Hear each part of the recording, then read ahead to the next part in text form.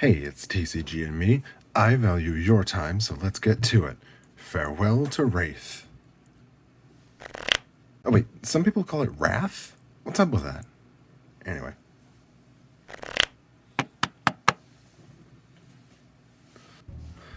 So I might be a little bit late to the party. WTR, welcome to Rathe. The first set printed of Flesh and Blood is out of print. They're not making any more.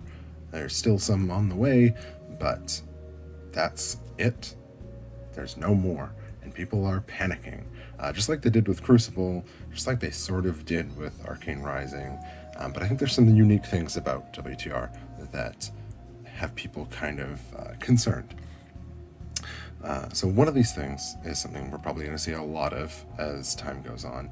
The draft experience of Welcome to Rathe is really good. A lot of people hold it up as a high standard. When you introduce new players, this is the draft experience that you give them.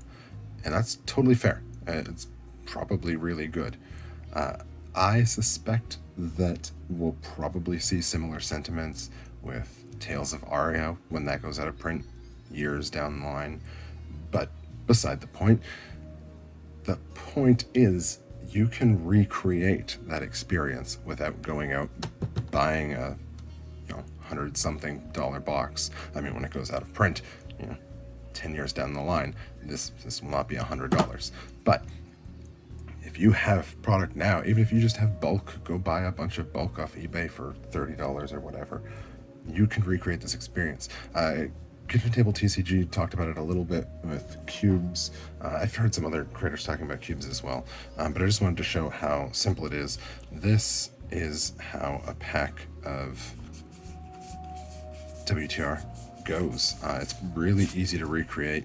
You have 4 generic cards, you have an equipment, 2 rares or higher, a foil card, and then this is kind of the secret sauce to drafting. You have 7 class cards, but they're not random. They go in a sequence. So in this case, it starts with Brute, goes to Ninja, Guardian, Warrior, then back to Brute, Ninja, Guardian, and then at the back is a token. So that just kind of makes it so you're sure you have the ability to pick from all the classes that you would want, and the generics that kind of are the glue that hold all that together. I just didn't see many people talking about the order to make an authentic experience, which I think is going to be kind of make or break for a lot of people. But you can go buy game, what are they called? Cube shells. Go make a cube, draft this whenever you want. Even on top of that, we can take a look to the world of Magic. They have a format called Jumpstart, which is you create packs of, I think they're 30 cards each. They're like half of a deck. And you pick 2 of those packs, mash them together, you got your deck. That might be a little bit more difficult with Flesh and Blood. You can't, say, combine Brute and Ninja and make a deck out of it. Or you can with Arena format. I'll talk about that, make another video for that. But generally, you wouldn't want to. But there's all sorts of interesting ideas there. So you can recreate the draft experience as long as you have enough cards for it, even cheap cards. It's fine.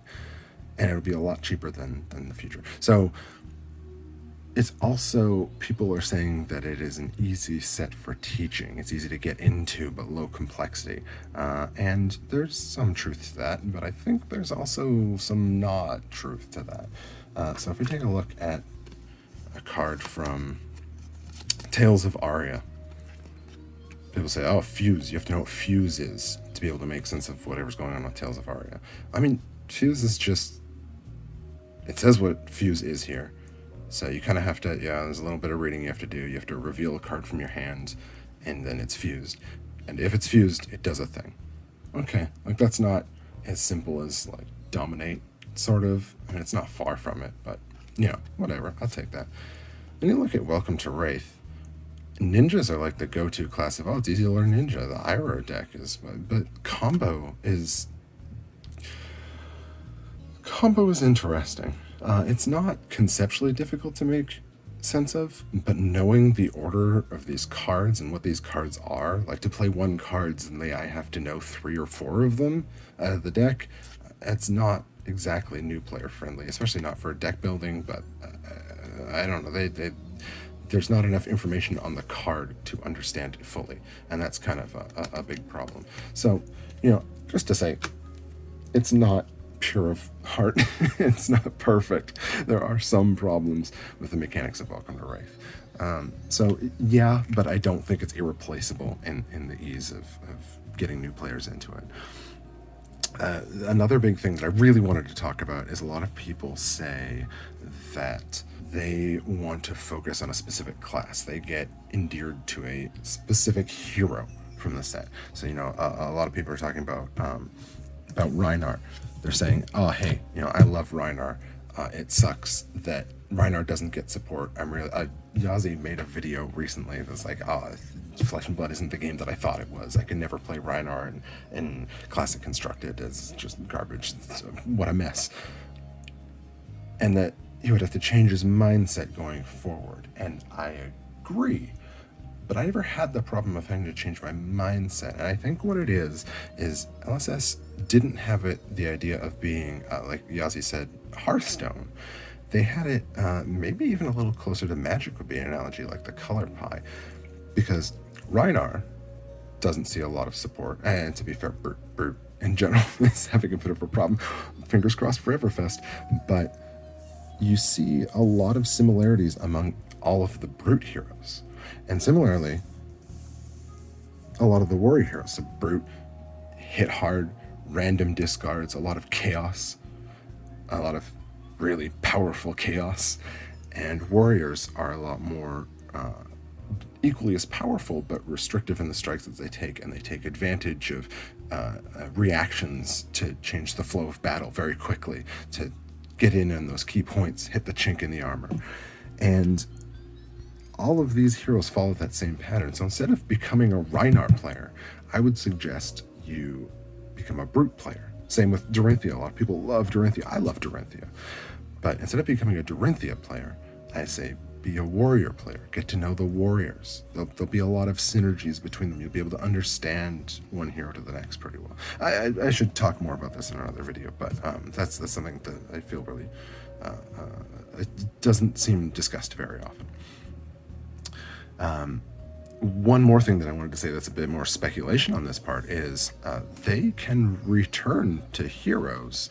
There's nothing that says that there can't be, like a light warrior Dorinthia, champion of Solana. You can still use the warrior class and use a lot of the same attributes, but keep the same aesthetic of the character while changing their gameplay function, if that makes sense. I just think that's a really cool idea. Again, that's something that you see a lot in Magic. Like, how many times have they made a Chandra card? How many times have they made a Nissa card that has actually even crossed colors, changed the function of what the character is? Like, what if Dorinthia went crazy in the lore and became a Brute? That's crazy. I would love that. There's so much space to explore in lore and design for all of that. Yeah, anyway, I should probably make that its own video. I think I've been rambling about that for a bit too long.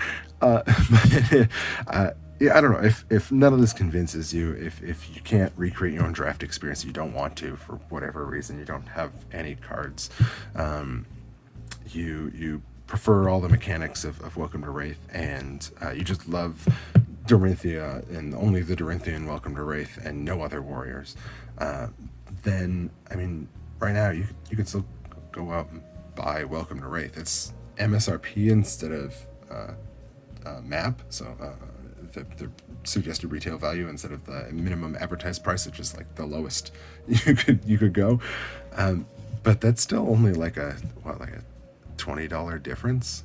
So I don't know. Go buy some boxes, stash them away if you really want to.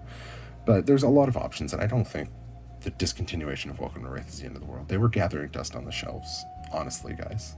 Like, what are we talking about here? So, yeah, I don't know. Go have fun, play the game, and don't be scared of new sets. The new sets are good too, especially if you have a mindset of being focused on a hero type, the class, instead of the specific heroes themselves. Which, anyway, there's ups and downs to all that.